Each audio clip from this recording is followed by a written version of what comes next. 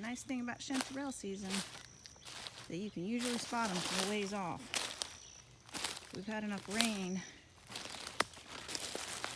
They have this bright orange, kind of like a creamsicle color, all grown out of the ground here. You can see there's some even further on down there. They don't really grow in clusters from a single point.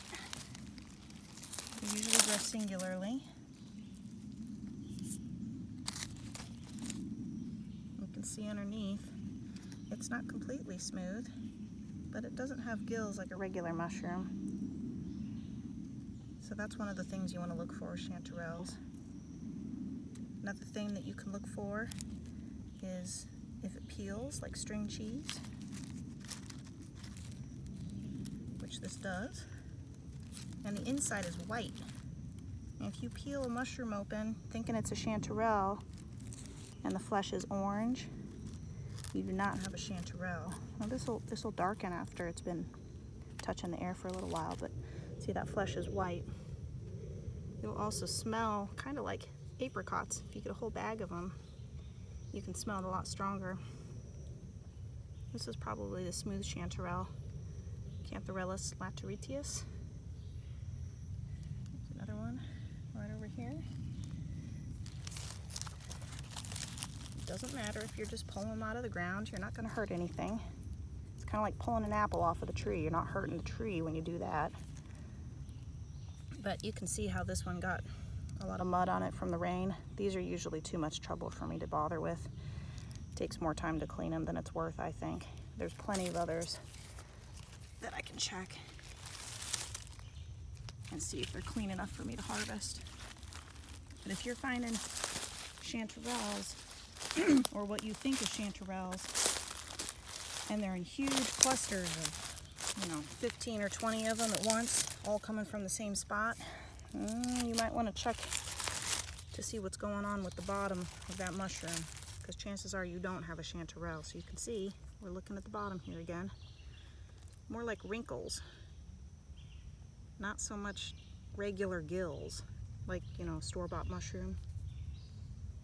These are more like wrinkles, and that's what you're looking for. So I'm just gonna get that dirt off the bottom and stick it in my bag.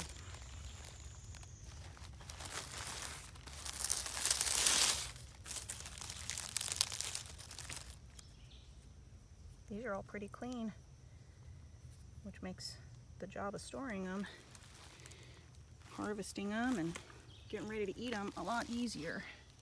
That's why I leave those dirty ones behind. It's just not worth it. If I do cut anything off, it'll just be the bottom of it here, and that's just to keep the rest of the mushrooms in my bag clean.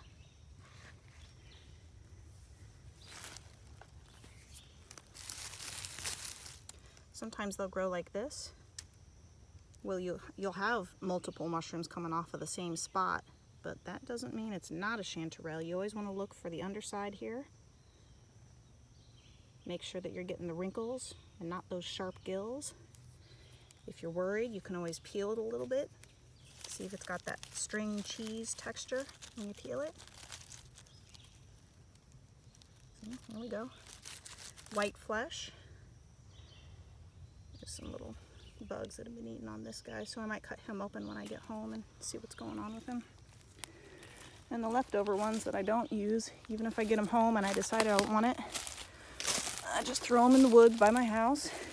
Hopefully that'll help spread the spores a little bit.